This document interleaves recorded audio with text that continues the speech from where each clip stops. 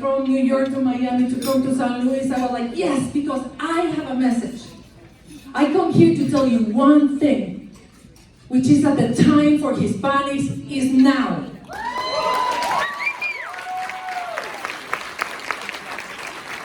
The time for Hispanics has arrived. We are about to try. How do I actually navigate this? Do you like? I don't want to be politically correct. If you're a CEO of a company, so Hispanic refers to Spain or the language. Latino is a geography. Latinx is a neutral gender. It's a gender-neutral form to describe Latinos. Now you would say, does it matter? Well, only for 3% of the Latino community even know that that's such a thing. For us, as long as you pay us well, you can call us whatever you want.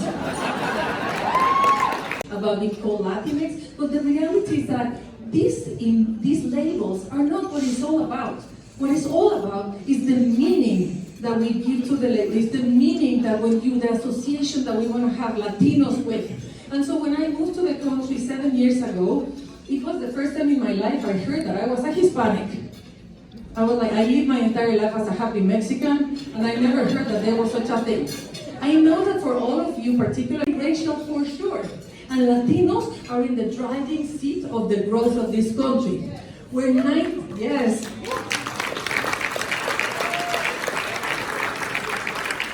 Latinos were 62 million people, 19% of the population.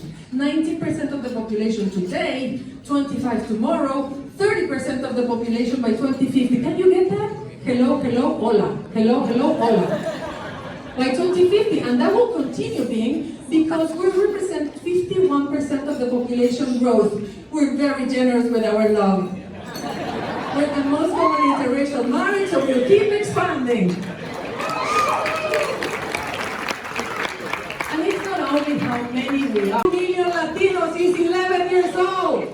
What is the most common age of non-Latinos? What is the most common age of non-Latinos?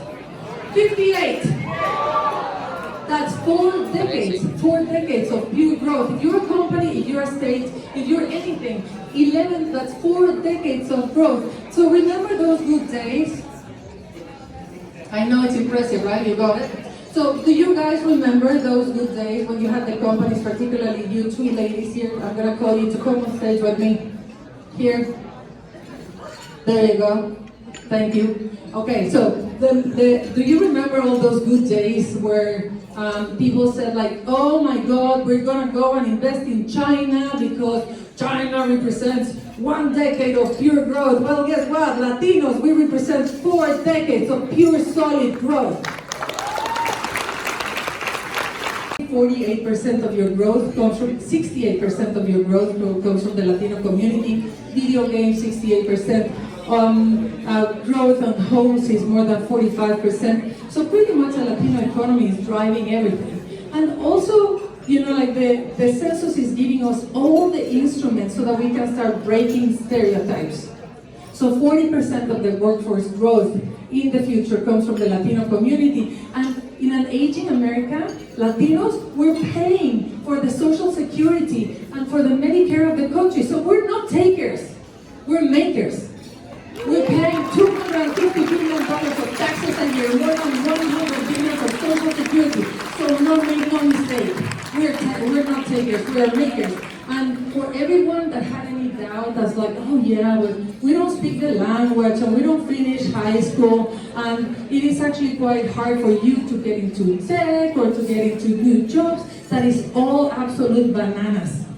The census has given us all the information to understand that that is changing and breaking. So Hispanic progress is American progress for whatever angle you see it. In the next couple of decades, Latinos will be driving the answer of the American dream. For sure this fits well. But guess what?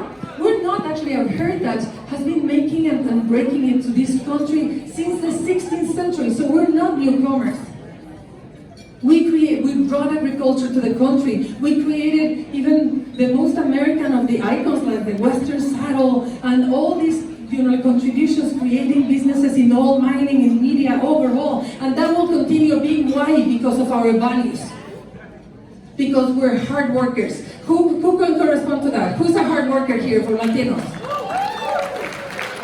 8 in every 10 Latinos actually takes pride in being a hard worker. We've seen it from our mothers, we've seen it from our grandmothers. We care, we are fighters. 45% of our community has moved from low income to middle income. We're optimistic. We believe that our kids are going to be better than us. We're family and friends. We're only 1% in television. We're 19% of the population and only 1% of Latinas is in corporate boards. It makes no sense. So why are we seen as weak? We are weak. So why do we ourselves, Latinos, we think small? It makes absolute no sense. And I'm not saying that we don't have problems. Of course we have problems. We need better education, better health, better gender equality, and better jobs. But man, the reality is that there are things that are stopping us from being the progress that we have, from breaking the barriers. And I came to San Luis to tell you, let's take action on those things that we can change, that can actually help us to make it and break it and to really allow us to access our own contribution. So, do I count on you to help? I haven't told you what, but you already said, yes, I like it, guys. This is all good. Yeah, am I in the good direction? Sure, keep on going. All right, here are the 3 things that we all need. 77% of our community does not know of our own contributions to the country. We're blind. Can you tell me, Julio, Bush, what would happen if 77% of your company wouldn't know what they're doing? It would be a disaster. We are living in the blind, we're living in the dark. We need to know everything I just told you, we don't know. So how do we expect actually to feel that we have a voice when we're not told about our power? We need to change that. So please, take a mirror. We have a distorted mirror, so take a right mirror. And then for all Latinos, drink the Kool-Aid. We're powerful. We're beautiful.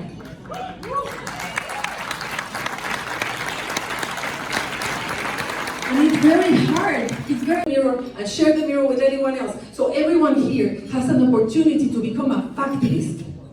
Share the data. Talk to everyone. The Chamber of Commerce, you have everyone, every small business, everyone in your company should know Latinos are powerful. Yes? Yes. Issue number 2. Understand how powerful that is. So we have to actually understand that working, you have to in the future, never have to pretend to be George. You can say Jorge. Repeat it, Jorge.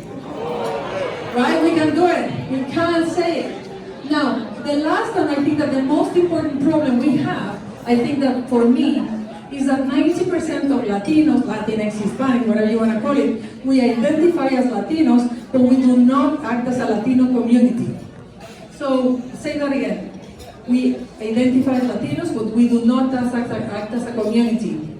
So, Mexicans don't talk to Venezuelans, don't talk to Colombians. Oh my God, the Cubans from Miami, so different than the Cubans from Los Angeles, pure bananas. All that fragmentation that we do only puts us in little bubbles. And when you're inside of a bubble, not only you think small, but also you think that the oxygen that is there is limited. And if you're there, you're gonna take my oxygen. So we elbow each other. So we don't support each other. So it's time to bust those bubbles and realize that we're big. And not only that there's no oxygen competition, there's air for everybody. There's no seat at the table because there's no table. There's only a country full forward to go echados pa'lante. We don't look at the rear mirror. That's why we're rising above challenges, rising above pandemics, because we care. The problem is that the higher you go, the lonelier it gets. The higher you go, the more barriers you have. The higher you go, the less family and friend support you have. Can someone testify to that? Is this talking to you? The higher you go, the lonelier it gets. So that's why it's self-interest for us to support each other, to open the door for each other, to provide the access for each other, because we need each other. And the companies that are proactively, positively engaging with Latinos don't have to wait for a tragedy to stand up and speak up for Latinos. So don't wait so that you can create a more sustainable relationship with Latinos. So we created the Hispanic Star, pretty much treating it as as a brand that we needed, as a symbol to unify us all, understanding that we're blind about our contributions and we're fragmented. So we took, as you said, we took that understanding that Latinos are 100% Latinos, but also 100% Hispanics. We took the star from the American flag, the ñ from Espanol or Portuguese. We put it together, and boom, we have a symbol. We have a symbol that can unify us all, whether it doesn't matter where you are, but also that projects us as what we are. Stars, positive contributors to the country. America is made of stars. Corporate pledge in corporate America to hire, promote, retain, and celebrate Latinos. What is crazy for me is that there was no corporate pledge for Latinos. There's 50 pledges for pets, for cats and dogs. There are 100 for African Americans, 200 for women, none for Latinos. So we created this with 26 different organizations. We have more than 250 companies that in less than 3 years have made a promise to Latinos to hire, promote, retain, and celebrate us.